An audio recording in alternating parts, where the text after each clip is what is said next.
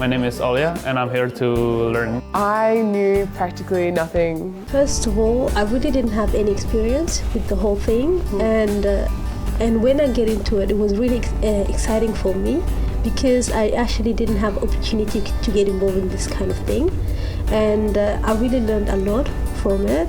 Especially editing was one of the things I really like to do.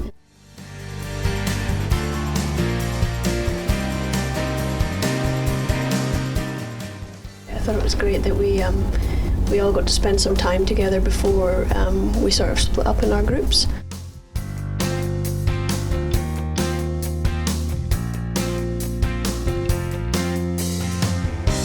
Shooting video is kind of like my dream. Doing this is kind of like pursue my dream.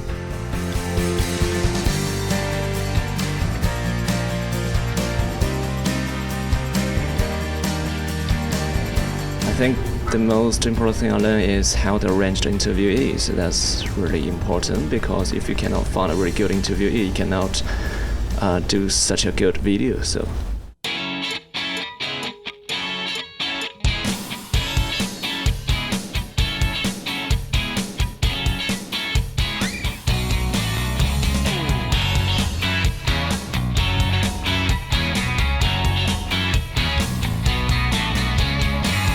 After that, if I have time, I would try to do hand animation.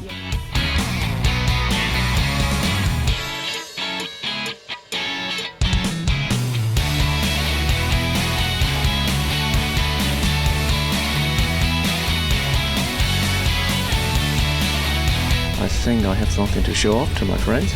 Yeah, that's gonna be a really good thing. And also, I'm really happy with the ending of this film. So, I'm really satisfied with this.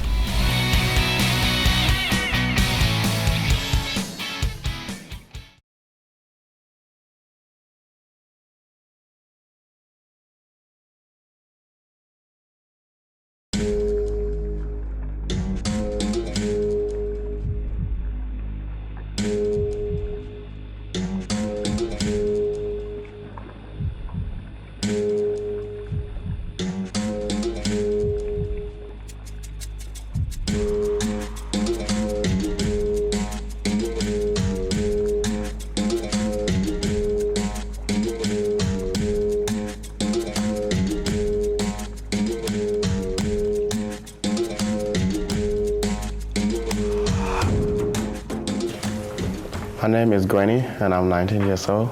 I was born in 1994. I've been here for like 8 years now. I'm originally from South Sudan, and here I'm from Werribee, Winnowbell area. Life is different here, school is different. It's not dangerous like Africa, like Sudan or Kenya. There's no war here.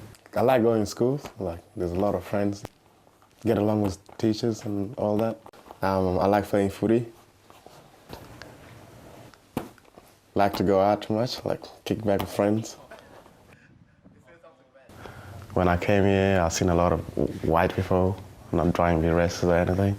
Because in Africa, like I didn't know there was different colors than me and all that stuff. And then like when I was coming here, I stopped in China, I see Asians, like they're like small, they like using cameras and all that stuff. They were taking photos of us, because we're tall people. Yeah. Well, it's different, I didn't know, but like now I know. When I was in Sudan, like when I was 5 years old, I hang around with people that are a little bit older than me. And then like we're learning about traditions and all that stuff. Yeah, and then from there, the war started. Then my mom went a different way. I went a different way with my uncle. And then from there, we started walking to town. And then like, when you need water, they wait for you at the water holes and stuff. We just fill up I stop, one person go, just suss out the place, climb the tree, check it out, what's going on.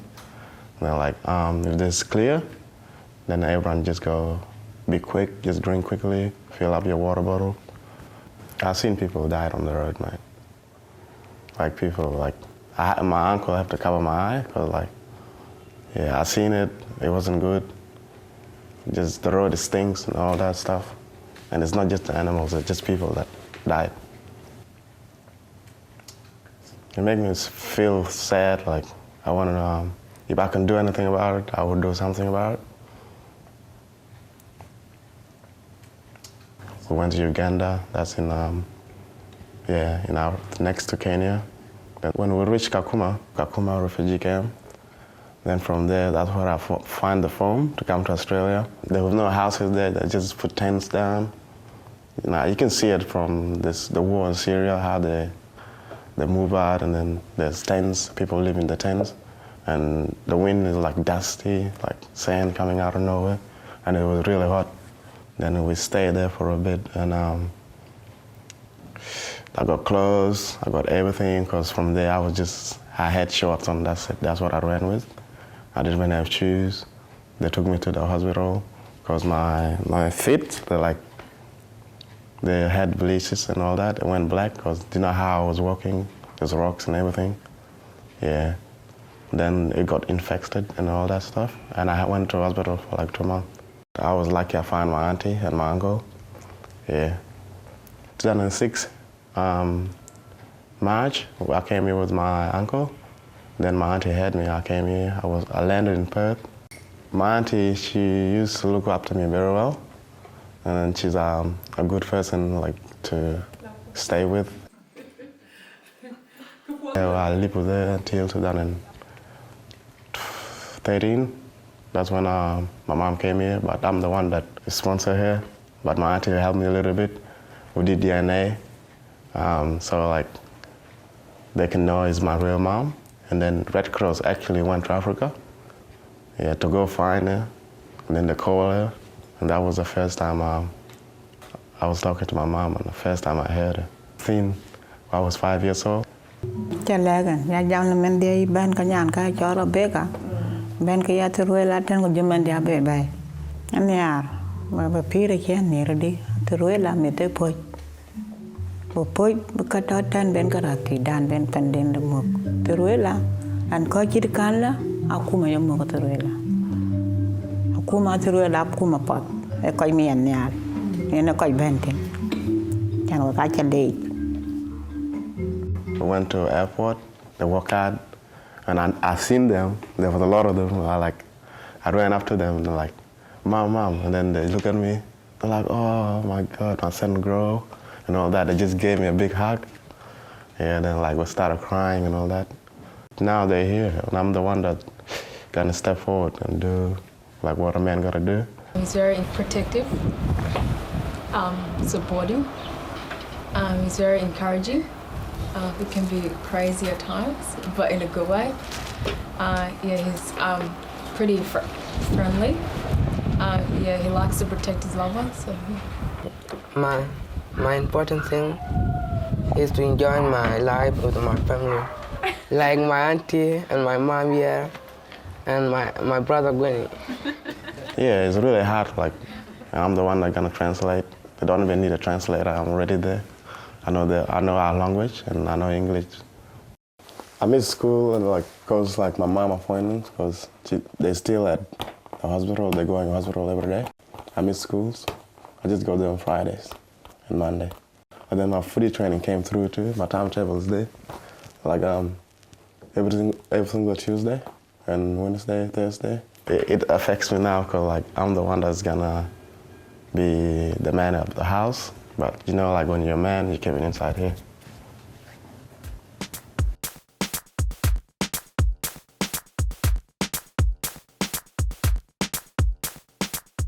AFL mean a lot to me. I like how just playing it, it's fun. Meet new people, make some friends too. I started when Majak was playing, and then they kicked the ball, and I used to live next to the footy oval, and it landed on my front porch. So I picked it up, I look at it, and I bounced it, but it didn't bounce right. It just went the wrong way. Then Majak came to my house one day, and he showed me how to do it, and how to kick and all that stuff. How I feel about AFL is really good because it's multicultural, so you find a lot of different people playing it. They don't like me playing sport and all that stuff because they say you just need to be at home with us because we've been missing you. But they do like me play sport. Yeah, and then like, they're like, if I make it, that'd be a good thing for me. But like, they're struggling, and that like when I make it there, I'll be having that little bit of box for them and find a house for them too. Like I was already playing AFL before they come here. It's good like to tackle people because I get tackled back. I tackle them back too. I like winning all this stuff. I don't like to lose.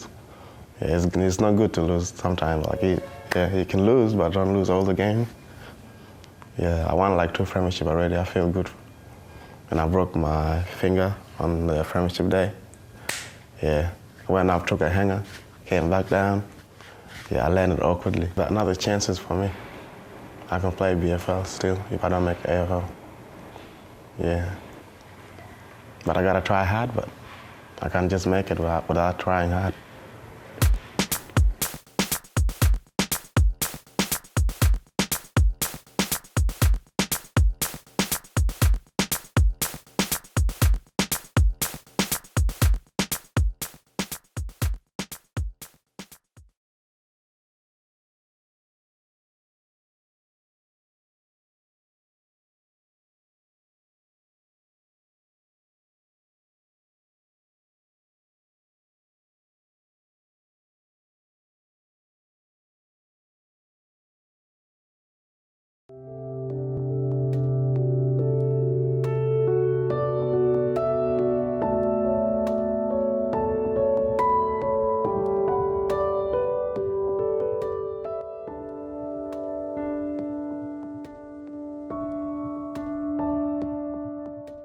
I imagine Australia to be a country where we can have freedom, peace, justice, we can move freely. I was expecting the land would respect my plight of arrivals and treat me as dignity.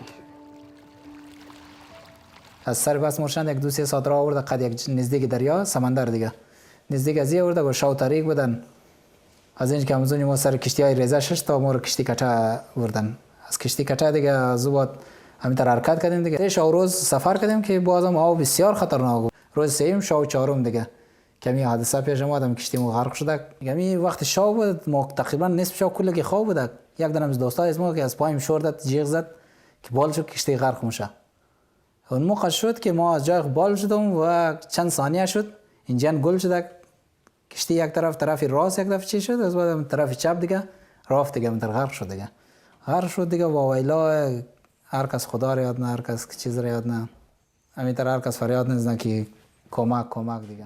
We have no life jacket. We have 250 people in one small boat. Okay, so all I'm understanding. Please sir, help me, please sir. Okay, so help me now. Okay, for me to help you, you need to tell me where you are. I don't know where you are. شاو طریق بود دیگه. نفهمیدم ما را لپس ده کدام طرف برد و را کشتیر کدام طرف برد. هم یک لحظه هیچ نفهمیدم دیگه در حال نبودم.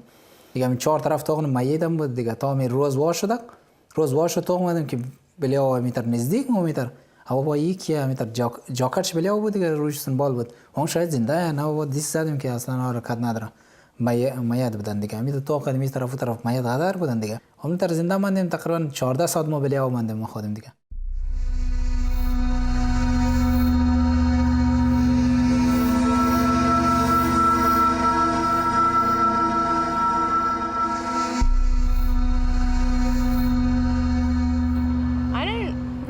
Understand the concept of detention centres. I don't think it's kind of stupid, to be honest, because why should someone be kept in a detention centre because they decided to come to a different country? Be held and to be contained and to be denied things for an extended period of time is not something I would agree with at all. People kept in detention centres are under really bad circumstances, and it's not like we don't have enough room in Australia. I think there's more than enough space for people to live in Australia. I think that what's happening at the moment is a horrendous breach of human rights, and it makes them feel ashamed to live in this country. And I think that the people should be released immediately, and they should be given the right to work, and they should be given permanent protection.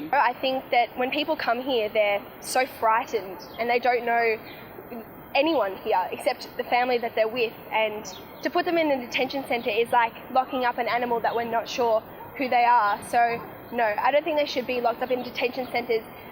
I think it's a violation of people's human rights. It's also a violation of the right that people have to live with dignity.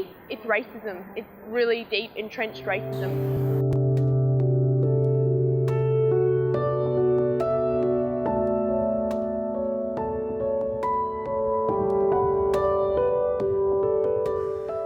کمپ منو دیتنشن سنتر هم چیز گفتم میشه دیگه اینجا اختیار نداره برو بری مقصد کلانترین آرزوی هر کس که فرسان کنه چیز آرزو داره میگه یک دو مره زود برو کنه آزاد کنه یک پرنده رو کردن در پنجره قید نه یا چیز نه چیز رقم تیر میشن دیگه سخته بسیار روزای علمو از تمام چیز همون که فکر انسان آزاد نیه.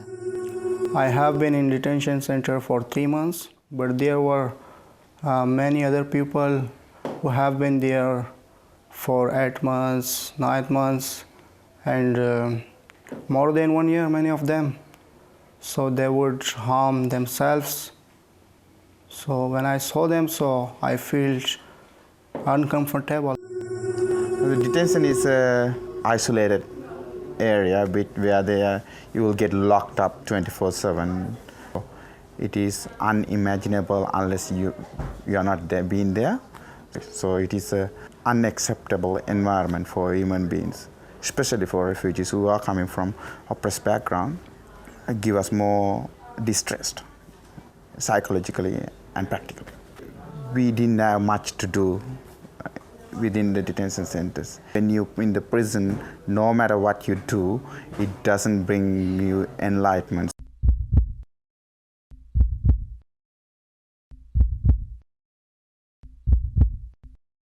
حالا از کمبورج در امروز ویزیت کردیم و دیگه بسیار خوش روز بود برای ما که همزی چیز از دروازه کمبورج دیگه رقم که آزاد میشه دیگه این حق داره آزاد زندگی کنی که رقم زندگی میخوای کنی بسیار روز خوش بود دیگه از بعد بورس دی همه رفتیم یک چند دقیقه کوشش کردیم بخوانیم خواندو رو چیز کردیم که بخوانیم خواندو رو که خواندو کنتینیو نتونست مقصد اولادمون تر چیزمون تر خواندو کنتینیو نتونست از بعد رفتیم دیگه سونی کاربار سونی کار تایل مایل که اساساً از کار آمدیم.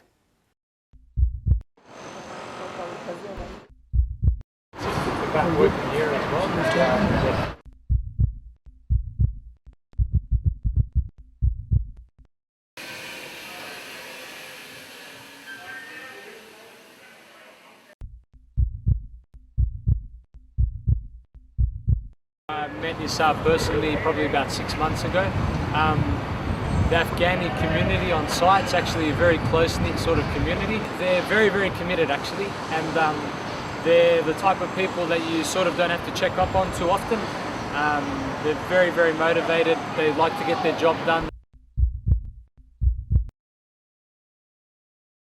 When I released from detention, I started studying at RMIT, and I did electrical engineering, and then I did social work and volunteer with a lot of organizations and get to know the NGO sector. But when I was in detention, I already made that plan.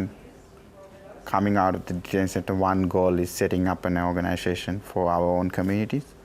So to get there, I just did a lot of hard working, volunteering for those organizations, which I don't believe they are causes, but to know the theory and the practicality behind it. And also get to know the community itself. So did that long time, got the community involved and start RISE.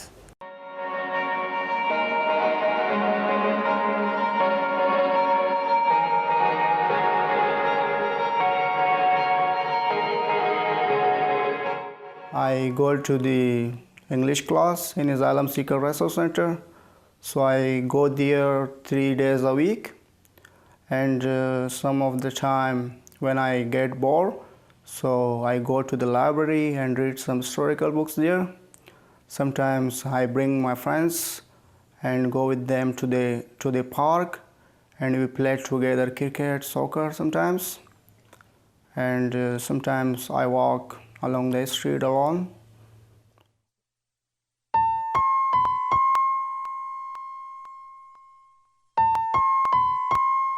I can't work and I can't go to this school because I'm not allowed to go to this school. I want to complete my degree in computer science in the future. I want to be a programmer as well. Australia itself has the ugliest and inhumane refugee policy in the world, which treat refugees and asylum seekers as inhumane and a dirt. So any other countries wants to establish any anti-immigration laws, Australia is the country to refer.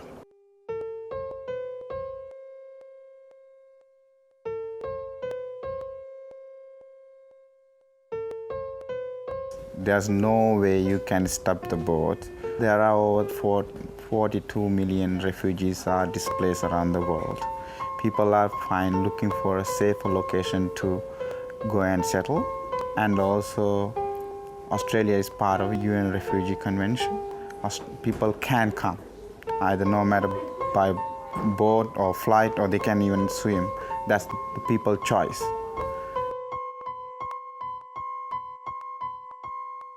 I actually feel really sorry for the people that actually have to try to find asylum in Australia.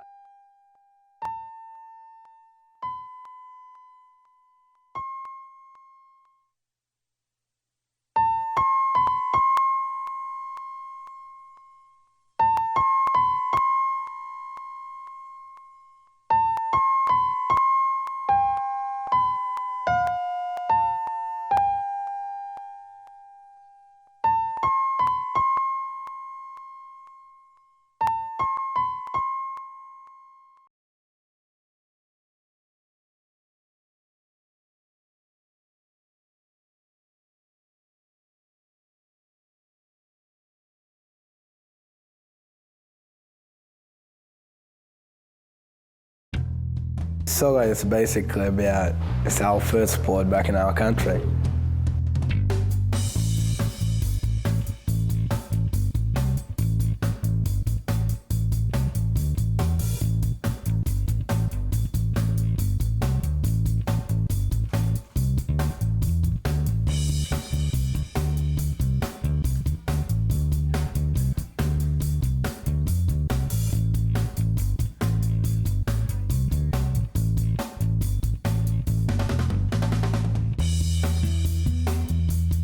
Well, I first met Guy at Maribyrnong College. We started doing some volleyball coaching there, and he walked in, and he's quite an imposing figure. He was as tall and as he is now then, and that's about 5 years ago, I think, and he just took to it.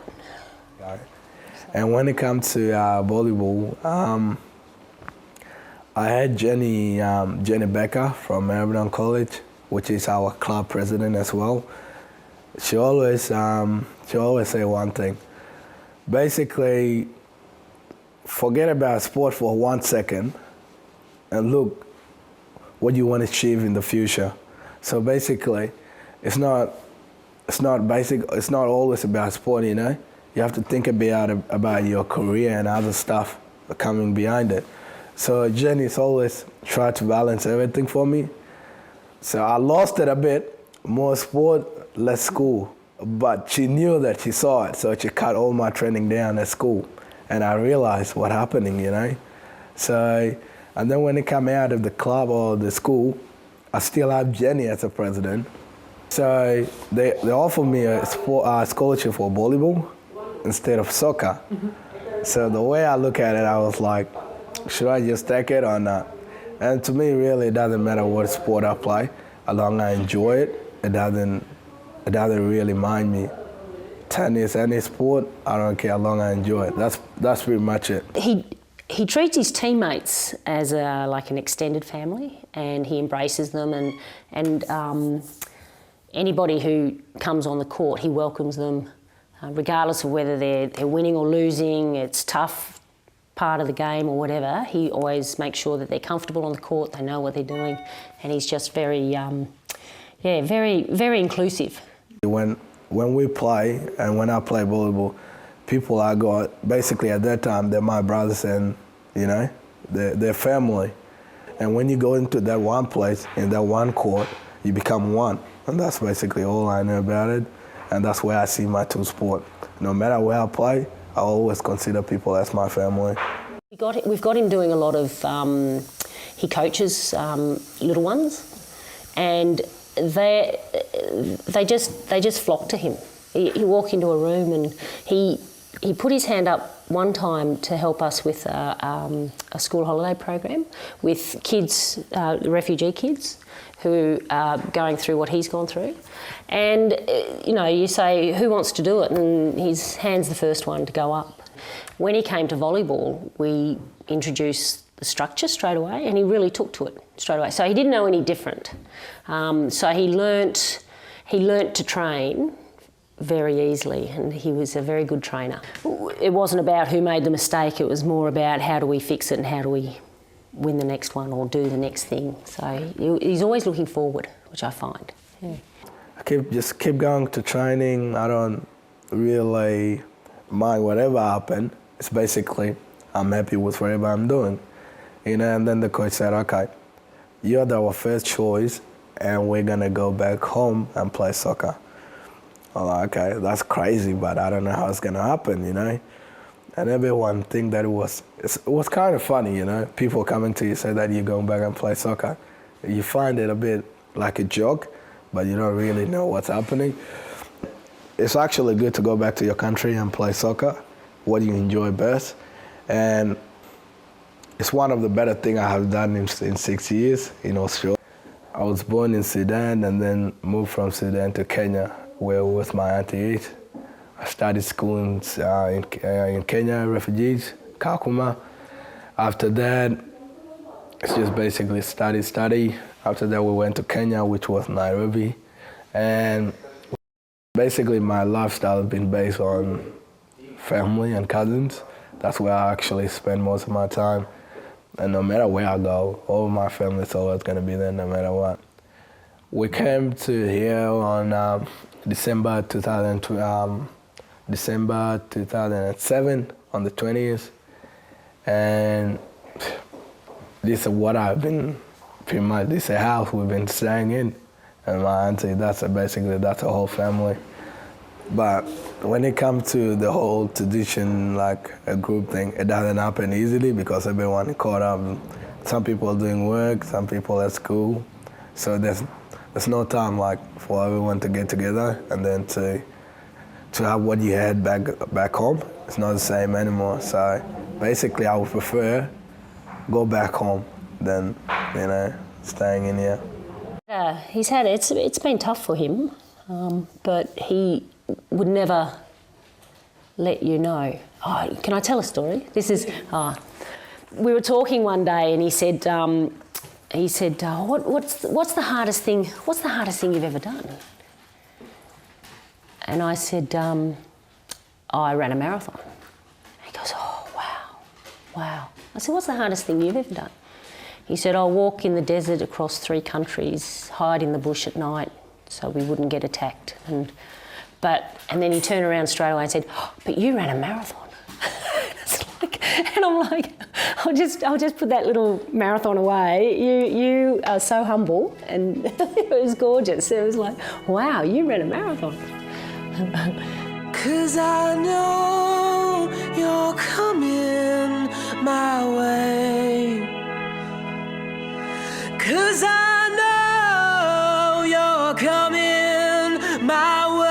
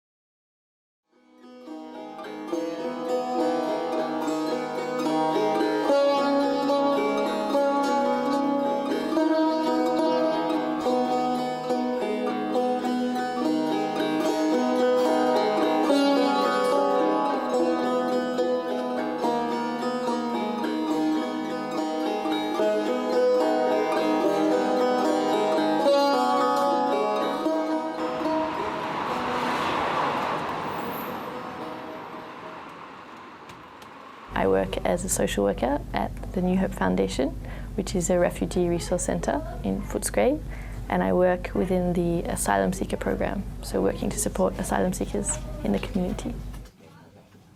One of the big problems that people have who do not have much contact with refugees and asylum seekers is because they don't understand their story or where they're coming from, and I think the media has kind of dehumanized them quite a bit, because you sort of see big articles about these asylum seekers arriving on boats, and there's not much chance to actually hear their story and have, you know, personal contact. And I think if more people in Australian society had that sort of experience, they would understand a bit better where they're coming from and why they're coming here and why they're seeking protection.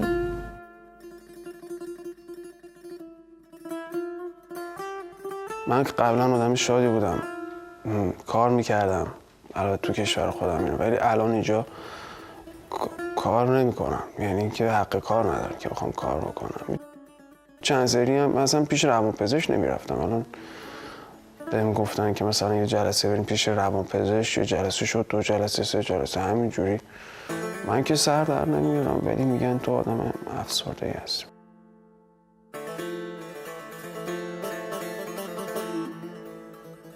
اصلا نمیدونم چرا یه مدت اخیر من فراموشی گرفته بودم، یعنی هر کاری میکردم که یادم بیاد یادم نمیاد.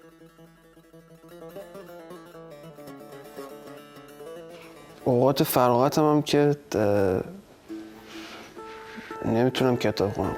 قبلا کتاب میخوندم ولی الان دیگه کتاب نمیخونم.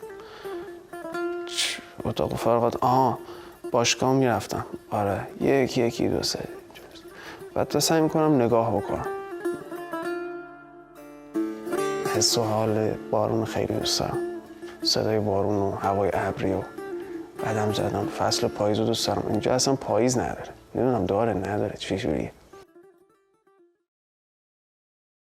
When I was younger, I remember I don't know if I was 3 or something, and I remember at night time, my mom's sister just came into the room and just barging, then just picked me up and started running.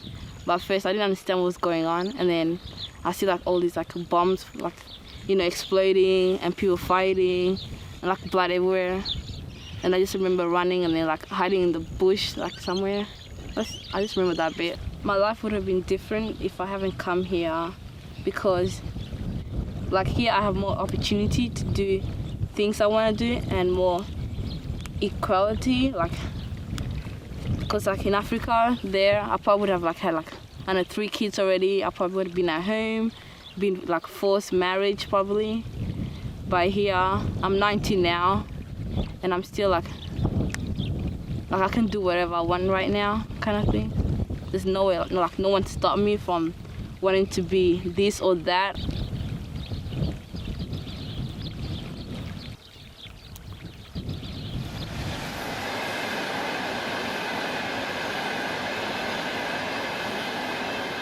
A veces cuando estoy camino del trabajo a la casa, yo agarro como los periódicos, me los llevo a la casa y hago como, pongo el periódico aquí y tengo como una hoja para anotar las palabras que no entiendo. Estar en un país que no habla tu idioma, que está muy lejos de la casa, es muy difícil, pero a la vez es muy bueno porque tienes que enfrentar una serie de, no de problemas, sino como de adaptaciones. Una de ellas a veces podría ser la soledad, ya que no tienes a tus padres o los amigos que tenías en casa.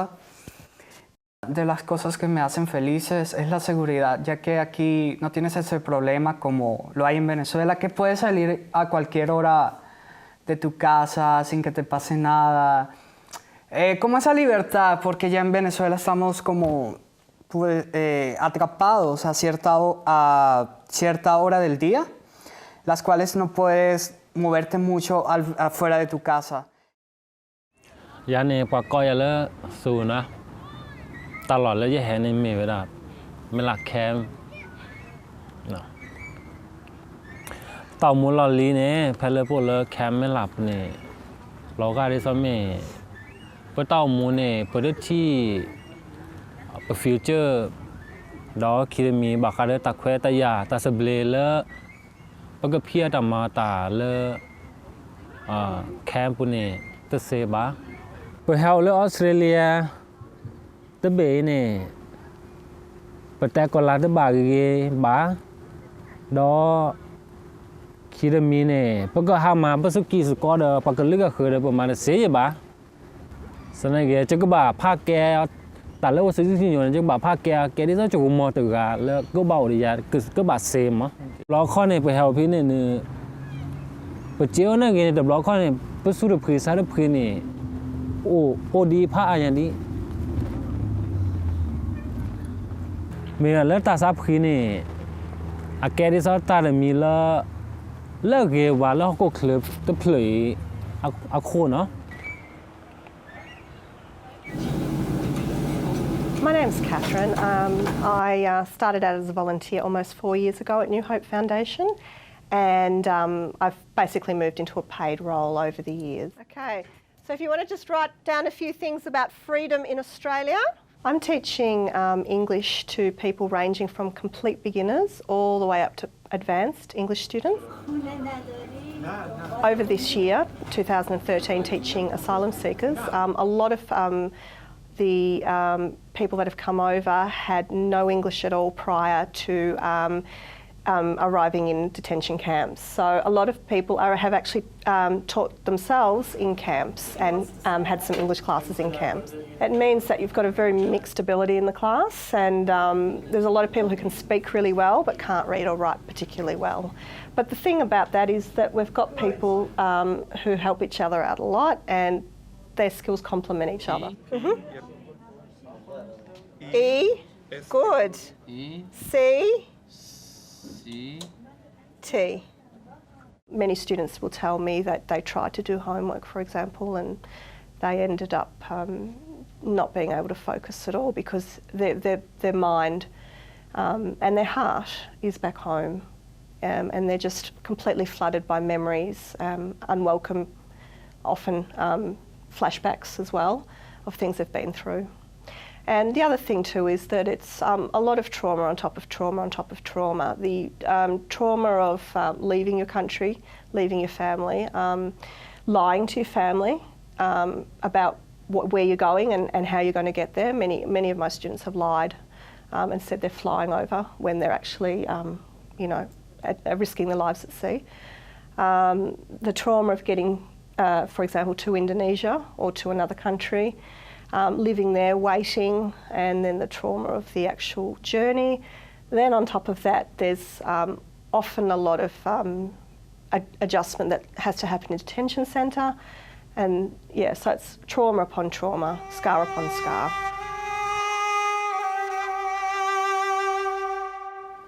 My name is Doro. My real name is Bobitu Samba. I'm for Thailand, Burma border. Refugee camp. Korean people at the beginning they are for Mongolia. After they come to Burma, but they still fighting. Just not Korean people, all ethnic too. They fighting with the Burma government. Che, Kichi, Thai, all the ethnic. Korean people become a refugee because the Burma government. Because the problem is like the civil war. Everything 100% different in Australia. Never have a good opportunity. And education, medical. We be in the cat all the time, every day, small place. We never be in different place, I believe that no one understood about the freedom. Because I never found equality in me before. Freedom too. Be through all the time, No human right, It's really bad.